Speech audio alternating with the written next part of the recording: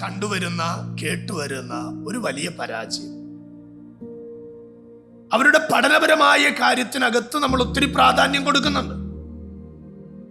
എന്നാൽ അതുപോലെ അവരുടെ മോറൽ, ആത്മീയമായ അനുഭവത്തിനകത്ത് എത്രത്തോളം കുടുംബ പ്രാർത്ഥനയ്ക്കോ ദൈവവചന വായനയ്ക്കോ ആരാധനയ്ക്കോ ചർച്ചിനോ ചർച്ചിൽ പോയുള്ള ഇരിപ്പ്, നടപ്പ്, സംസാരം, ഇതിനൊക്കെ നാം എത്രത്തോളം പ്രാധാന്യം കൊടുക്കുന്നു എന്നുള്ളത് എന്നെ കേൾക്കുന്ന ഓരോ മാതാപിതാക്കളും ചിന്തിക്കേണ്ട വിഷയം.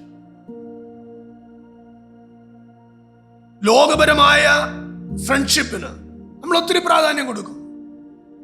എന്നാൽ സഭാപരമായ ആത്മീയപരമായ അനുഭവങ്ങൾക്ക് നാം എത്രത്തോളം നമ്മുടെ കുഞ്ഞുങ്ങൾക്ക് നല്ല അനുവാദം കൊടുക്കുന്നുണ്ട്, നല്ല സമയം കൊടുക്കുന്നുണ്ട്, നല്ല സ്വാതന്ത്ര്യം കൊടുക്കുന്നുണ്ട് എന്നുള്ളത് നാം ചിന്തിക്കേണ്ടിയിരിക്കും. നമുക്ക് ലഭിക്കപ്പെട്ടിരിക്കുന്നതായ ദൈവികമായ സാഹചര്യം, നമ്മുടെ ആത്മീയ കൂട്ടായ്മയുടെ അനുഭവം, ഇതിനെയെല്ലാം നമ്മളൊന്നും മനസ്സിലാക്കിയിട്ട് നമ്മുടെ കുഞ്ഞുങ്ങൾക്ക് അധികാരം വേണം. ആധികാരികമായ ഒരു പൊസിഷൻ, അപ്പൻ എന്ന പൊസിഷൻ വേണം, അമ്മ എന്ന പൊസിഷൻ വേണം. എന്നാൽ അതോടുകൂടെ അവർക്കുള്ള ഒരു സ്വാതന്ത്ര്യം കൂടെ, അവരെ മനസ്സിലാക്കുന്ന, അവരെ ഉൾക്കൊള്ളുന്ന, അവരുടെ ജീവിത മേഖലകളെ നാം തിരിച്ചറിയുന്ന ഒരു നല്ല അനുഭവം കൂടെ അവർക്ക് കൊടുക്കാൻ കഴിയട്ടെ എന്നവിടുന്ന് ആഗ്രഹിക്കുക. അതുകൊണ്ട് കേൾക്കുക പ്രിയരെ,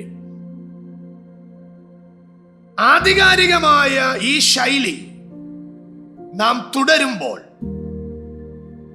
മാതാപിതാക്കൾ എന്ന നിലയിൽ നമ്മുടെ അകത്ത് ഒരു വലിയ ഉത്തരവാദിത്വമുണ്ട്. എന്തെന്നറിയാവോ? ഇവര് കേൾക്കുന്നത് നമ്മളെയാ, ഇവര് കാണുന്നത് നമ്മളെയാ. നമ്മൾ ചില സാഹചര്യങ്ങൾ പറയത്തില്ല, ചില കുഞ്ഞുങ്ങളെ നോക്കിക്കേ, ആ അപ്പൻ സംസാരിക്കുന്ന പോലെ സംസാരിക്കുന്നു, ആ അമ്മ പാടുന്ന പോലെ പാടുന്നു, ആ ശബ്ദത്തിന് പോലും ഒരു വ്യത്യാസമില്ലാത്ത അനുഭവം. കാരണം അവർ കാണുന്നതും കേൾക്കുന്നതും പഠിക്കുന്നതും മാതാപിതാക്കളെ ആകയാൽ, പണ്ട് അപ്പച്ചമാര് പറഞ്ഞ പോലെ ഞണ്ട് നടക്കാൻ പഠിപ്പിക്കുന്ന പോലെ നമ്മുടെ കുഞ്ഞുങ്ങളെ നമ്മളാക്കരുത്. മാതാപിതാക്കൾ എന്ന നിലയിൽ നമ്മൾ പറയും, എൻ്റെ കുഞ്ഞെനിക്ക് നന്നായിട്ട് വളരണം, ഞാൻ അനുഭവിച്ചതൊന്നും എൻ്റെ കുഞ്ഞുങ്ങൾ അനുഭവിക്കരുത്, ഞാൻ പോയ കഷ്ടപ്പാടിലൂടെ ഒന്നും എൻ്റെ കുഞ്ഞുങ്ങൾ പോകരുത്, ഞാൻ പട്ടിണി കിടന്ന പോലെ എൻ്റെ കുഞ്ഞുങ്ങൾ പട്ടിണി കിടക്കരുത്. ഇതൊക്കെ നമ്മൾ പറയുമ്പോഴും നമ്മുടെ ജീവിതത്തിൻ്റെ അകത്ത് നാം മനസ്സിലാക്കേണ്ടത്, നാം എന്താകുന്നുവോ അതാണ് നമ്മുടെ തലമുറകൾ കണ്ടും കേട്ടും പഠിച്ചും വരും. അതുകൊണ്ട് നേരെ നടക്കണമെന്ന് മക്കളെ ഉപദേശിച്ചിട്ട് നാം ഒരിക്കലും ചെരിഞ്ഞ് നടക്കരുത്. മദ്യപിക്കുന്ന ഒത്തിരിയും പിതാക്കന്മാർ പറഞ്ഞു കേട്ടിട്ടുള്ളൊരു കാര്യമുണ്ട്, ഞാൻ കുടിക്കും പക്ഷെ എൻ്റെ മക്കൾ കുടിക്കാൻ.